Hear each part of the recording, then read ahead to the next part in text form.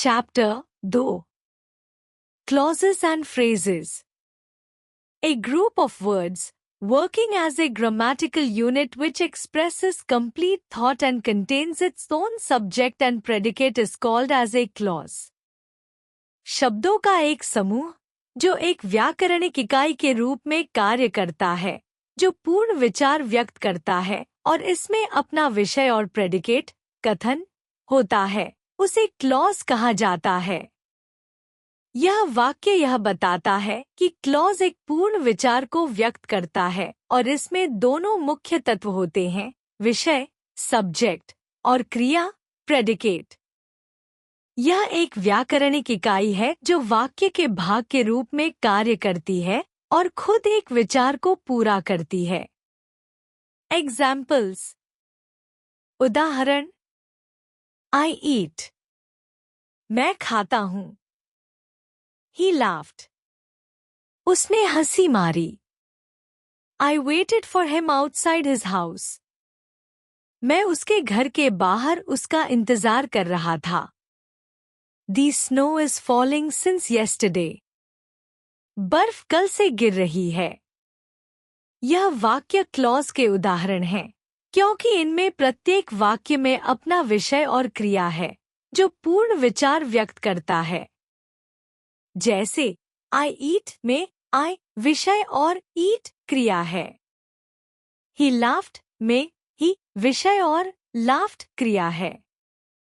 As shown in the above sentences, a clause may stand alone or may be a part of one statement or sentence. Principal and subordinate clauses. A clause can be classified on the basis of what they denote in a sentence. ऊपर दिए गए वाक्यों में जैसा दिखाया गया है, एक क्लॉज अकेले खड़ा हो सकता है या एक वाक्य का हिस्सा हो सकता है। प्रधान और अधीनस्थ क्लॉज। एक क्लॉज को उस आधार पर वर्गीकृत किया जा सकता है कि वे वाक्य में क्या संकेत करते हैं। यह पंक्ति यह बताती है कि क्लॉज एक पूर्ण विचार व्यक्त कर सकता है या यह किसी बड़े वाक्य का हिस्सा हो सकता है। क्लॉज दो प्रकार के होते हैं, प्रधान क्लॉज और अधीनस्थ क्लॉज। प्रधान क्लॉज एक स्वतंत्र विचार व्यक्त करता है, जबकि अधीनस्थ क्लॉज का अर्थ पूरी तरह से समझने के लिए उसे प्रधान क्लॉज से जोड़ा जाना चाहिए। Principal clause. A clause with a subject and verb which expresses a complete thought and can stand alone as a coherent sentence is called a principal clause. It can also be called as independent or main clause. एक clause जिसमें विषय और क्रिया होती है, जो एक पूर्ण विचार व्यक्त करता है और एक सुसंगत वाक्य के रूप में अकेले खड़ा हो सकता है, उसे प्रधान क्लॉज कहा जाता है। इसे स्वतंत्र या मुख्य क्लॉज भी कहा जा सकता है। यह वाक्य यह बताता है कि प्रधान क्लॉज वह क्लॉज होता है जो एक पूर्ण विचार व्यक्त करता है और इसे बिना किसी अन्य क्लॉज के खड़ा किया जा सकता है। इसे स्वतंत्र या मुख्य क्लॉज भी कहा जाता है, क्योंकि यह अपने आप में एक अर्थपूर्ण और सुसंगत वाक्य होता है। एग्जाम्पल्स। उदाहरण, I saw a lady, मैंने एक महिला को देखा। I met a friend, मैंने एक दोस्त से मुलाकात की। This is the farmhouse where they live, यह वह फार्म हाउस है जहां वे रहते हैं। The teacher asked questions but no one answered, शिक्षक ने सवाल पूछे लेकिन किसी ने उत्तर नहीं दिया। ये वाक्य प्रधान क्लॉज के उदाहरण हैं, क्योंकि इनमें एक पूर्ण विचार व्यक्त किया गया है और ये बिना किसी अन्य क्लॉज के सुसंगत वाक्य के रूप में खड़े हो सकते हैं। उदाहरण 3 में where they live एक परिशिष्ट क्लॉज, सबऑर्डिनेट क्लॉज है जो वाक्य में अतिरिक्त जानकारी प्रदान करता है, जबकि बाकी वाक्य पूरी तरह से प्रधान क्लॉज हैं। Subordinate clause. A clause which may or may not have a subject and verb but, unlike an independent clause, cannot stand alone by itself is called a subordinate clause. It depends on something else in the sentence to express a complete thought and so, it is also known as dependent clause. वह clause जिसमें विषय और क्रिया हो सकते हैं या नहीं हो सकते, लेकिन एक स्वतंत्र क्लॉज के विपरीत यह अकेले अपना पूरा विचार व्यक्त नहीं कर सकता, उसे उपवाक्य सबऑर्डिनेट क्लॉज कहा जाता है। यह वाक्य में किसी अन्य हिस्से पर निर्भर रहता है ताकि एक पूर्ण विचार व्यक्त कर सके और इसे निर्भर क्लॉज भी कहा जाता है। यह वाक्य उपवाक्य के बारे में बताता है। उपवाक्य एक ऐसा क्लॉज होता है जो किसी अन्य वाक्य के साथ जुड़ा हुआ रहता है और अकेले एक पूरा विचार व्यक्त नहीं कर सकता। यह वाक्य की निर्भरता को दर्शाता है क्योंकि यह अन्य क्लॉज पर निर्भर करता है ताकि पूरा अर्थ व्यक्त किया जा सके। एग्जाम्पल्स। उदाहरण, I saw a lady who stole a watch. मैंने एक महिला को देखा जो एक घड़ी चुराई थी। I met a friend who helped me a lot. मैंने एक दोस्त से मुलाकात की जिसने मेरी बहुत मदद की। This is the farmhouse where they live. यह वह फार्म हाउस है जहां वे रहते हैं। The teacher asked questions but no one answered. शिक्षक ने प्रश्न पूछे लेकिन किसी ने जवाब नहीं दिया। इन उदाहरणों में उपवाक्य सबऑर्डिनेट क्लॉज उस मुख्य वाक्य प्रिंसिपल क्लॉज को विस्तारित करता है। जैसे हु स्टोल ए वॉच और who help me a lot उपवाक्य हैं जो वाक्य के मुख्य विचार को और स्पष्ट करते हैं। इन उपवाक्यों के बिना वाक्य अधूरे और अस्पष्ट होते। इन उपवाक्यों को मुख्य वाक्य के साथ जोड़ा गया है ताकि पूरा विचार व्यक्त किया जा सके। A subordinate clause can act as a noun, an adjective or an adverb in a sentence. Depending upon its function in a sentence, a subordinate clause can be categorized in 3 types. एक उपवाक्य वाक्य में संज्ञा, विशेषण या क्रिया विशेषण के रूप में कार्य कर सकता है। वाक्य में इसके कार्य के आधार पर एक उपवाक्य को 3 प्रकारों में वर्गीकृत किया जा सकता है। Noun clause, a subordinate clause that functions as a noun in a sentence is called a noun clause. It answers the question, what, and usually starts with words like that, what, whatever, who, whom, etc.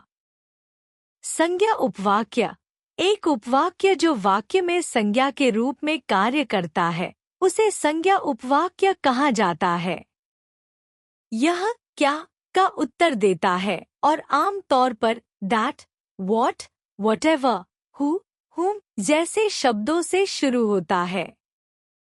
यह पंक्ति यह बताती है कि एक उपवाक्य वाक्य में संज्ञा, विशेषण या क्रिया विशेषण के रूप में कार्य कर सकता है। जब उपवाक्य संज्ञा की तरह कार्य करता है तो उसे संज्ञा उपवाक्य कहा जाता है। संज्ञा उपवाक्य वह वाक्यांश होता है जो क्या के प्रश्न का उत्तर देता है और जो आम तौर पर that, what, who जैसे शब्दों से शुरू होता है। एग्जाम्पल्स। उदाहरण, I do not remember what happened yesterday. मुझे याद नहीं है कि कल क्या हुआ था। I think you will like it. मुझे लगता है कि आपको यह पसंद आएगा। Where she went is not known to anyone. जहां वह गई, वह किसी को नहीं पता है। What you eat determines your body weight. आप क्या खाते हैं, यह आपके शरीर के वजन को निर्धारित करता है। यह वाक्य संज्ञा उपवाक्य के उदाहरण हैं। इनमें संज्ञा उपवाक्य का कार्य वाक्य में संज्ञा के रूप में हुआ है। उदाहरण के रूप में What happened yesterday, where she went, और What you eat संज्ञा के रूप में कार्य करते हैं क्योंकि ये क्या के प्रश्न का उत्तर देते हैं और वाक्य के मुख्य भाग के रूप में कार्य करते हैं। Adjective clause. A subordinate clause that functions as an adjective in a sentence is called an adjective clause. It usually starts with words like that, who, whom, which, whose, etc. विशेषण उपवाक्य एक उपवाक्य जो वाक्य में विशेषण के रूप में कार्य करता है उसे विशेषण उपवाक्य कहा जाता है। यह सामान्यतः that, who, whom, which, whose जैसे शब्दों से शुरू होता है। यह वाक्य यह दर्शाता है कि विशेषण उपवाक्य वाक्य में विशेषण के रूप में कार्य करता है और यह वाक्य के किसी संज्ञा या सर्वनाम के बारे में अधिक जानकारी प्रदान करता है। उदाहरण के लिए Who helped me जो मेरी मदद की, Which I bought जो मैंने खरीदी, आदि। यह उपवाक्य किसी विशेष व्यक्ति, वस्तु या स्थान के बारे में और जानकारी देने के लिए वाक्य में जोड़ा जाता है। Examples. उदाहरण The umbrella which has a broken handle is mine. छाता जो टूटी हुई हैंडल वाला है, मेरा है। I saw a child who was crying. मैंने एक बच्चा देखा जो रो रहा था। He gave me $10 bill which I lost. उसने मुझे $10 का नोट दिया जो मैंने खो दिया था। The hat which was made of jute was my favorite. वह टोपी जो जूट से बनी थी, मेरी पसंदीदा थी।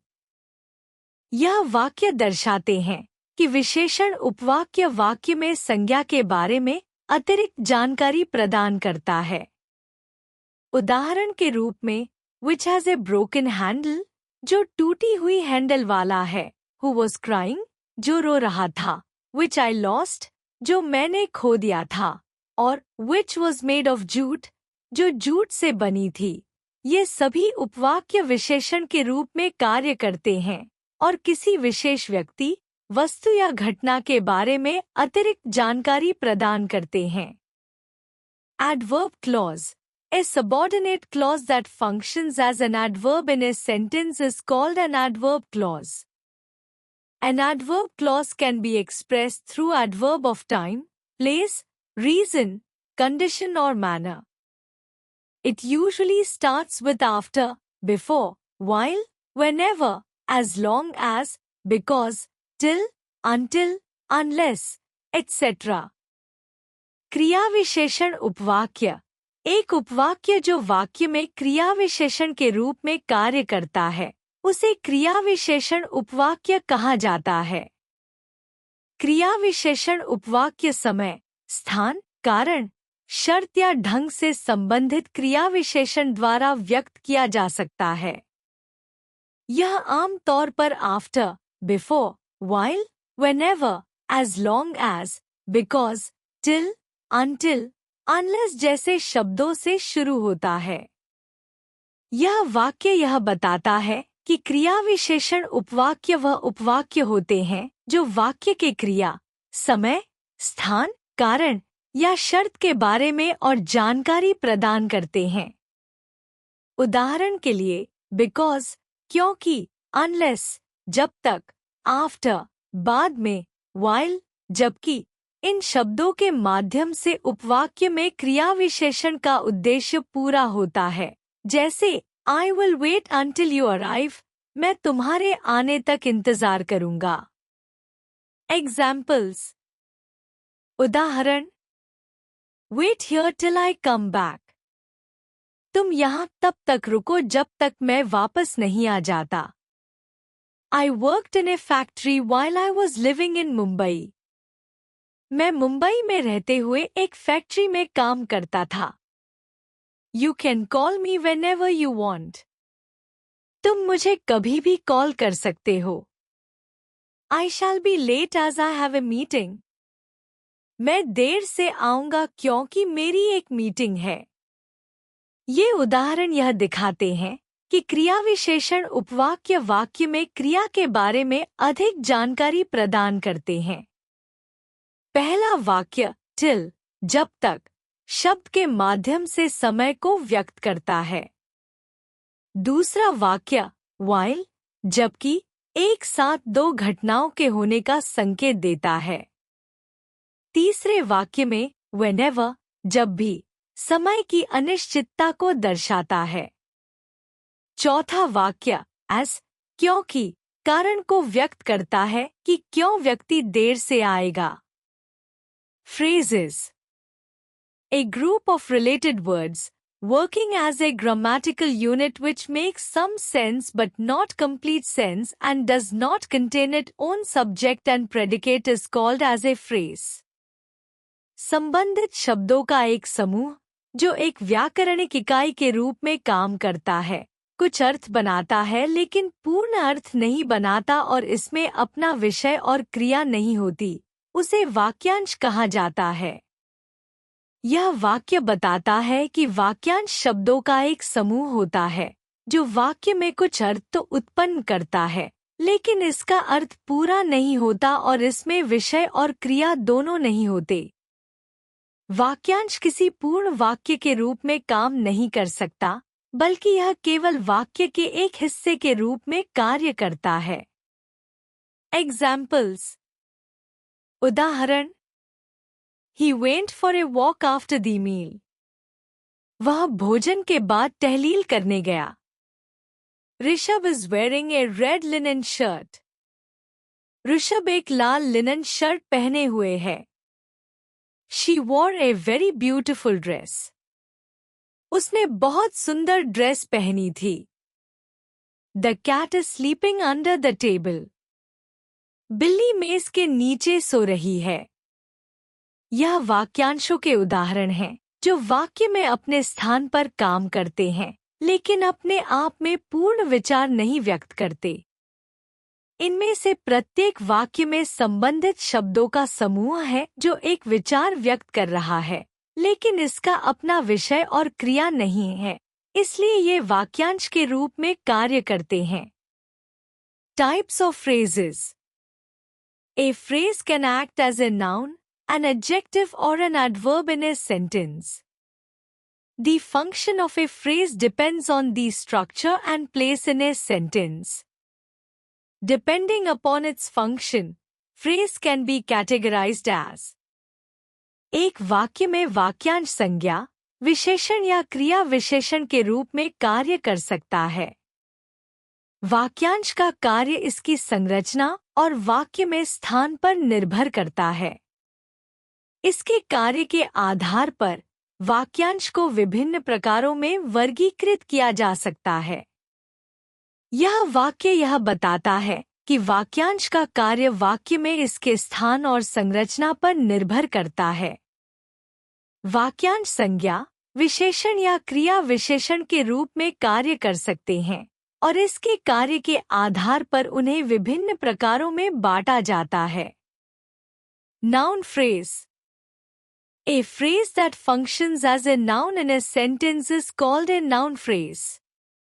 एक वाक्यांश जो वाक्य में संज्ञा के रूप में कार्य करता है, उसे संज्ञा वाक्यांश, noun phrase, कहा जाता है। यह वाक्य यह बताता है कि यदि कोई वाक्यांश वाक्य में संज्ञा की तरह कार्य करता है, तो उसे संज्ञा वाक्यांश कहा जाता है। इसका मतलब है कि यह वाक्यांश किसी व्यक्ति, स्थान, वस्तु या विचार को दर्शाता है, जैसे कि ए रेड एप्पल या द टॉल बिल्डिंग। एग्जाम्पल्स उदाहरण the man takes a taxi every day. आदमी हर दिन टैक्सी लेता है। Arif has a very beautiful bag with him. Arif के पास एक बहुत सुंदर बैग है। They lived in a small and tidy cottage. वे एक छोटे और सफाई से सजे हुए कुटिया में रहते थे। She bought a nice black shirt. उसने एक अच्छा काला शर्ट खरीदी। ये उदाहरण संज्ञा वाक्यांश नाउन फ्रेज का प्रदर्शन करते हैं। प्रत्येक वाक्य में वाक्यांश एक संज्ञा के रूप में कार्य करता है, जैसे a taxi, a very beautiful bag, a small and tidy cottage और ए नाइस ब्लैक शर्ट, जो किसी वस्तु या व्यक्ति को स्पष्ट करता है।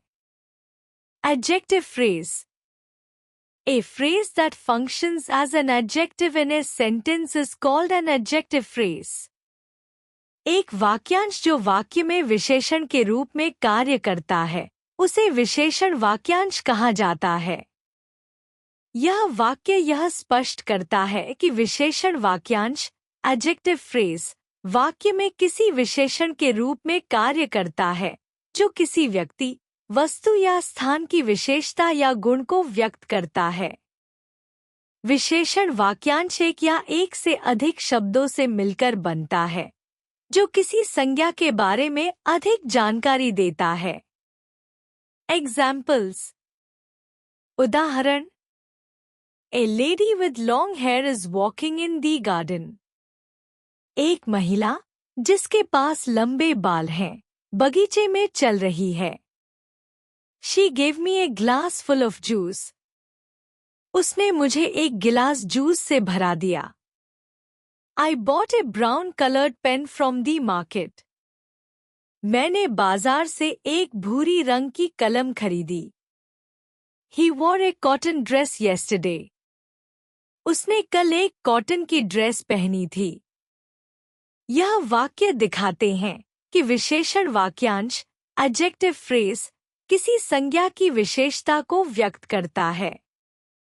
जैसे विथ लॉन्ग हेयर, लंबे बालों वाली, या फुल ऑफ जूस, जूस से भरा हुआ, विशेषण वाक्यांश के उदाहरण हैं, जो संज्ञाओं के बारे में अधिक जानकारी प्रदान करते हैं।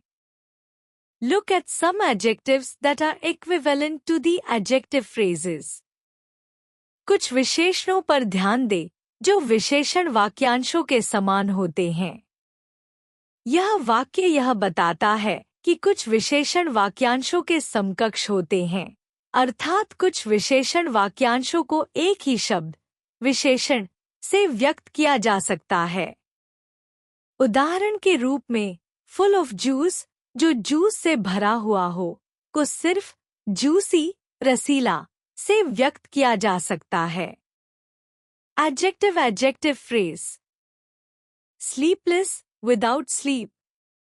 स्लीपलेस, नींदहीन, बिना नींद के। Sensible, with great sense. Sensible, समझदार, बड़ी समझ के साथ। One eyed man, man with one eye. एक आंख वाला आदमी, एक आंख वाला आदमी। Experienced, with lot of experience. अनुभवी, बहुत अनुभव के साथ। Chinese goods, goods made in China. चीनी वस्त्र, चीन में बनी वस्त्र। Deserted, without inhabitants. डिजर्टेड, सुनसान, बिना निवासियों के। यह उदाहरण कुछ विशेषणों और उनके समकक्ष विशेषण वाक्यांशों को दिखाते हैं। विशेषण वाक्यांश का प्रयोग कभी-कभी उसी विशेषण को व्यक्त करने के लिए किया जाता है। जैसे स्लीपलेस, नींदहीन के लिए विदाउट स्लीप, बिना नींद के, या एक्सपीरियंस्ड, अनुभवी के लिए विद लॉट ऑफ एक्सपीरियंस, बहुत अनुभव के साथ।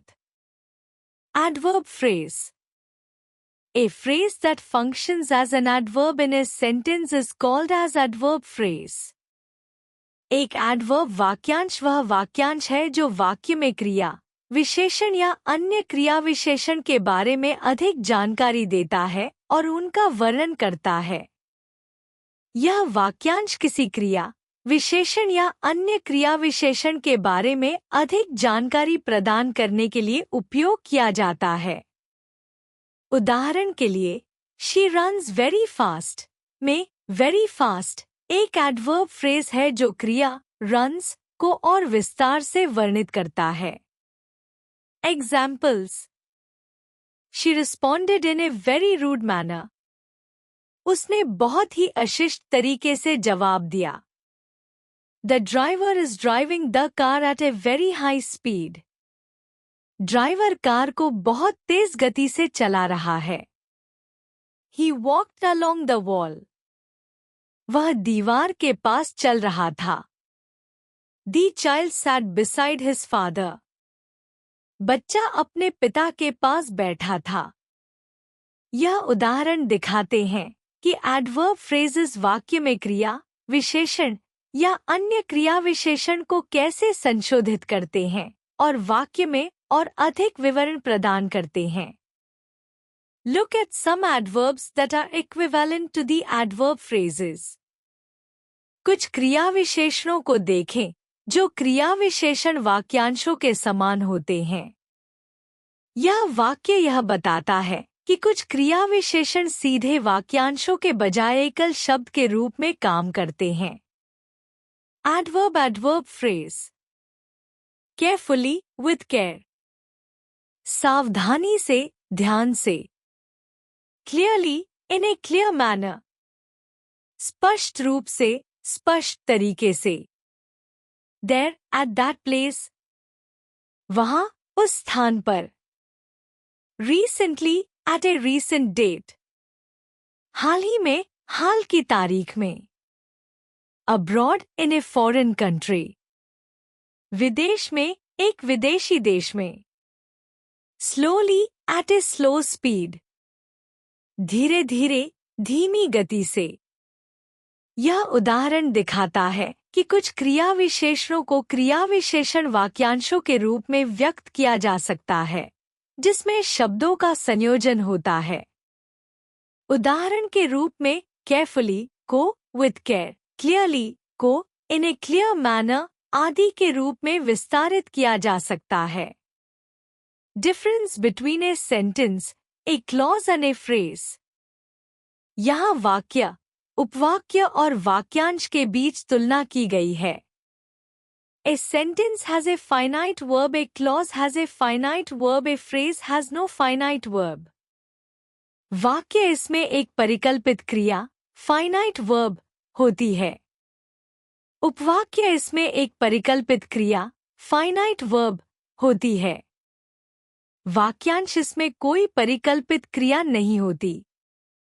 A sentence has a subject and predicate, a clause has a subject and predicate, a phrase has no subject and predicate. वाक्य इसमें विषय और क्रिया, predicate, होता है. उपवाक्य इसमें विषय और क्रिया, predicate, होता है. वाक्यांश इसमें कोई विषय और क्रिया, predicate, नहीं होता. A sentence expresses complete thought, a clause makes complete sense, but a phrase can be part of a clause or can be part of a sentence. वाक्य यह एक पूर्ण विचार व्यक्त करता है. उपवाक्य यह कुछ मामलों में पूर्ण अर्थ व्यक्त करता है. स्वतंत्र उपवाक्य. वाक्यांश यह एक उपवाक्य या वाक्य का हिस्सा हो सकता है, लेकिन यह अकेले एक पूर्ण विचार नहीं व्यक्त करता. लेकिन कभी-कभी अर्थ को पूरा करने के लिए किसी अन्य हिस्से पर निर्भर हो सकता है. निर्भर उपवाक्य. Read the following sentences. Examples. उदाहरण. She is sitting on the bed. वह बिस्तर पर बैठी है. He is waiting at the door. वह दरवाजे पर खड़ा है.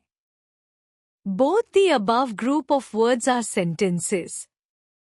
She is sitting and he is waiting are clauses and on the bed and at the door are phrases. उपरोक्त दोनों शब्दों के समूह वाक्य हैं. वह बैठी है और वह खड़ा है उपवाक्य हैं और बिस्तर पर और दरवाजे पर वाक्यांश हैं. निष्कर्ष. क्लॉजेस और फ्रेजेस. क्लॉज यह शब्दों का समूह है जो एक पूर्ण विचार व्यक्त करता है और इसमें अपना विषय और क्रिया होती है. क्लॉज को मुख्य, प्रिंसिपल और अधीन सबऑर्डिनेट क्लॉज में बांटा जाता है। अधीन क्लॉज को वाक्य के अन्य हिस्सों से पूरा विचार व्यक्त करने के लिए निर्भर रहना पड़ता है।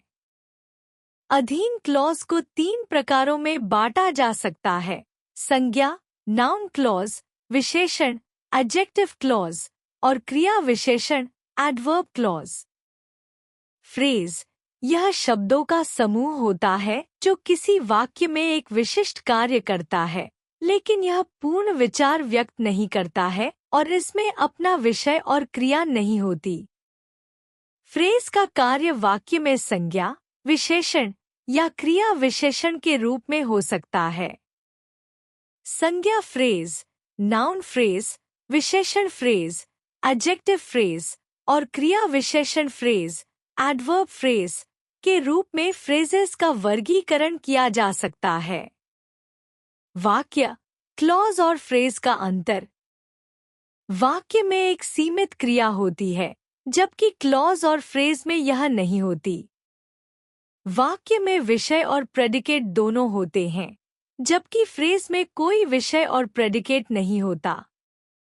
वाक्य पूर्ण विचार व्यक्त करता है, जबकि क्लॉज वाक्य के एक हिस्से के रूप में काम करता है और फ्रेज वाक्य या क्लॉज का हिस्सा हो सकता है।